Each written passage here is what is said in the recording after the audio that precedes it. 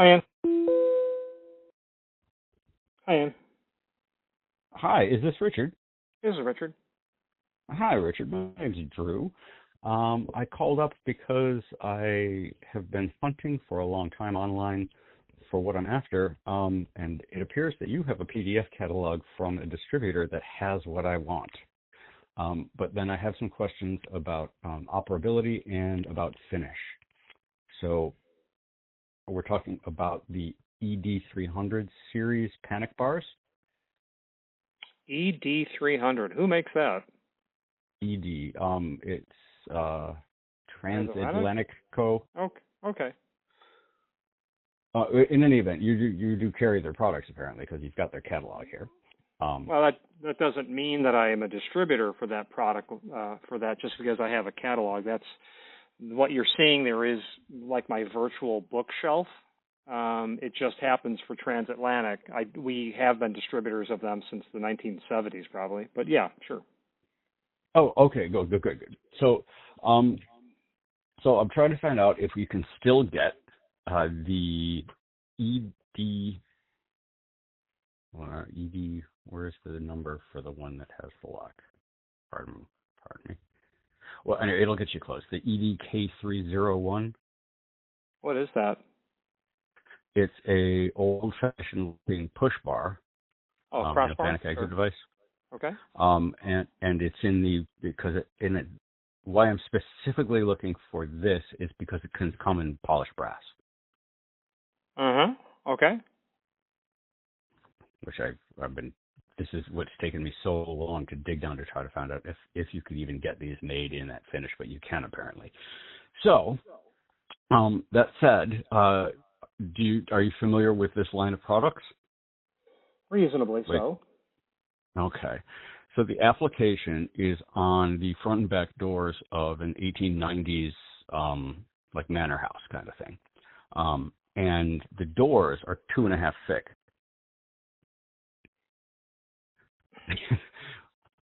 Right, which presents challenges, right? I wouldn't say that it presents challenges. It just focuses the problem solver on what solutions are available.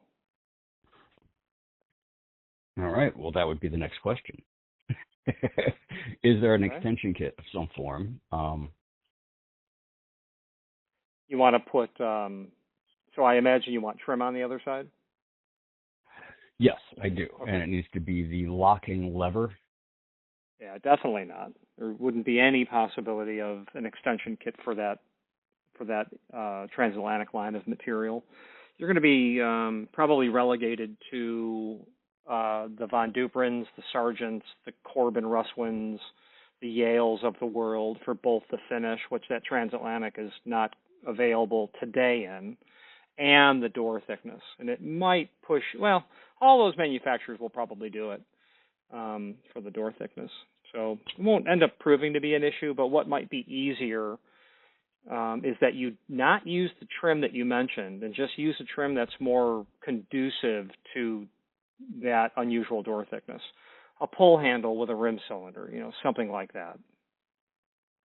Well, yeah, it's the thing is this: the property is used as a residence for mentally disabled people, and so Okay. they need to have ADA compliant Pull handles are ADA compliant. round ones. You just need to have the clearance dimension. They're on exterior doors of shopping malls, let's say, retail spaces. All those doors have to be handicap compliant. So there's nothing.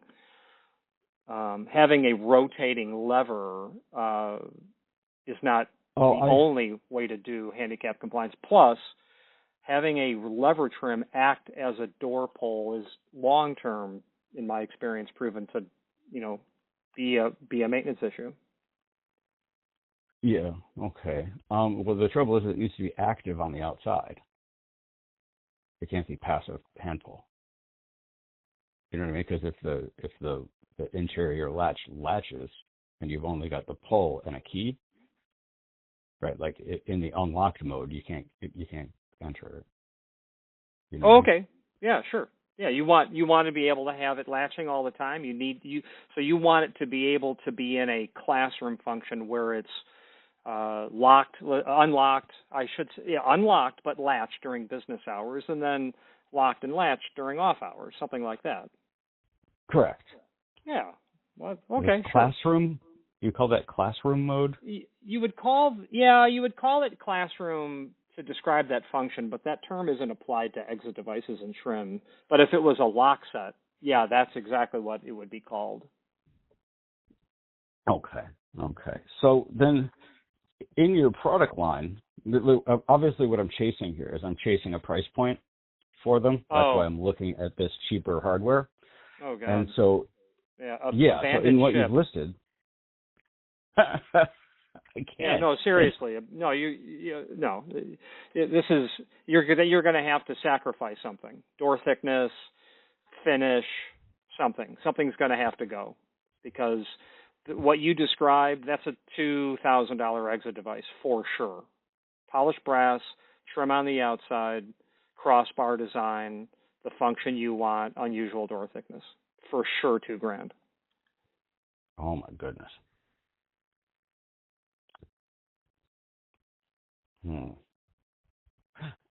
Okay. Yeah, so it's going to take some reconfiguring then. That is not going to be in their budget. Are exits required for egress on those openings? Yeah, I mean they're the doors in and out, so I mean they need to have the crash bar on the inside face no matter what. Okay. You know, the outside locking lever handle is just a nicety so that it's not. Yeah. But I mean, they would need to be able to open it from outside, so we'll have to have some kind of hardware on the outside. But yeah, no, if I'm looking at that much of a price point, they can't. They're not going to justify $2,000 for fixtures. Crap. It's such a freaking pity. It's a gorgeous building. You put these crappy little commercial. Okay, so I'm trying to think of any questions I should ask you before I let you go, Richard. I do appreciate the time. I guess then,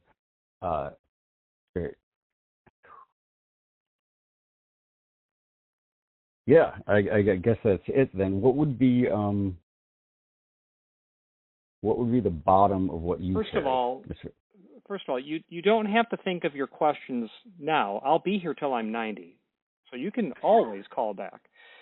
So I'm not interested in the conversation about your requirements and keeping it to $300 because it doesn't exist. Okay. Egress hardware is not optional. It's mandatory by code. In my decades of doing this, I've just lost the ability to sympathize with the owner, not the contractor, that says, "I'm not paying that." Well, then you'll need to reconsider your means of making a living. I mean, we're obligated by code. We're obligated by the operational description mandated by the owner, and then the one part that doesn't fit is their reluctance or inability to put the correct hardware on. So the other problem you've got is I've spent a lot of time at Misericordia. Misericordia is owned by Catholic Charities. Misericordia is a facility that is scores of acres in size, that is home for young people that need help. The hardware takes a beating. That transatlantic device would never survive. Even if you could have a welder, modify the parts, and you could modify the door, and somehow you got it to work. There's gonna be a 30-cent spring that's going to break that you won't be able to get your hands on because it's just going to get used. It's a residential application, but it's not like the house that you and I live in. Just me and my wife. We don't beat up our hardware. So. Right. Yeah. No. So that's the other problem with the Transatlantics, the Parkers, the Cal Royals of the world, is that it's just not going to survive. And then when it does break down, you don't have access to just a parts list like you would with Sargent and Von Duprin, the aforementioned Yale, Corbin, Russwin, you can just get that $10 part and keep Humpty Dumpty back together. Right.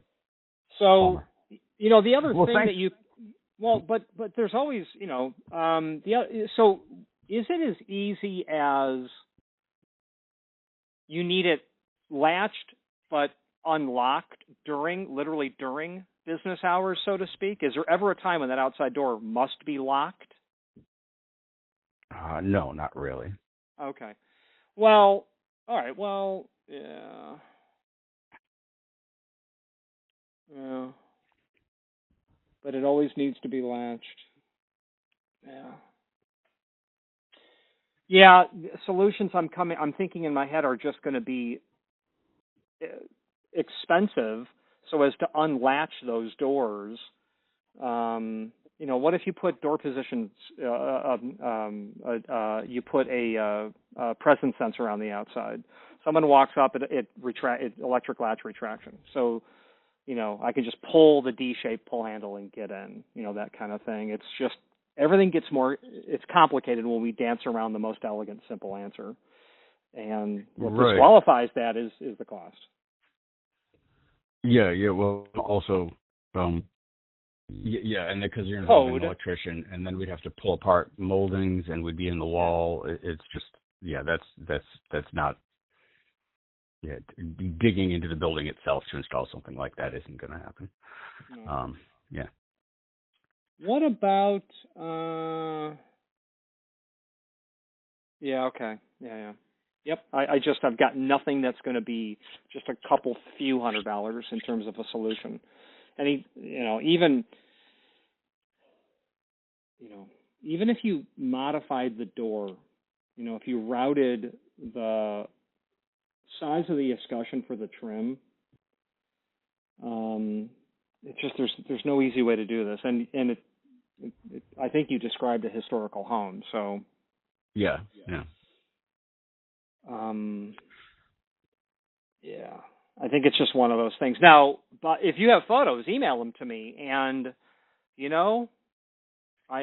something might be triggered that might say here's a more elegant way to do that, but right now off the top of my head, I don't see a cheap code compliant way to do it based on the requirements.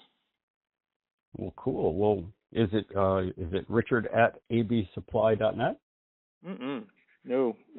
It'd be sales@absupply.net. Sales.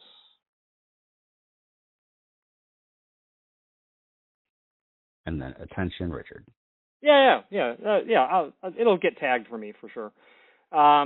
And like I said, by all means, call anytime. I like to tell my employees, the guy's going to buy the hardware from someone. It might as well just be you. So send me some photos. I will kick it around the brain cobwebs and see what we come up with. Excellent. Thank you so much. I really appreciate somebody being this willing. I've met a lot of resistance along the way. That's a reflection of a lack of knowledge and skill. When you expand yourself, speaking for me, you ultimately end up getting really bored at just selling hinges, and the only thing that's interesting are those problems that others are not interested in trying to solve. So I really mean it. If you send me those photos, I'm actually going to look at them, and I'm actually going to think about it. So there you go. Oh, brilliant, man. I'll get that email together and get it off to you as soon as we're done talking then. All right, sir. Thank you very much. Thank you, Richard. Bye now. Yes, sir. Yes, sir. Bye-bye.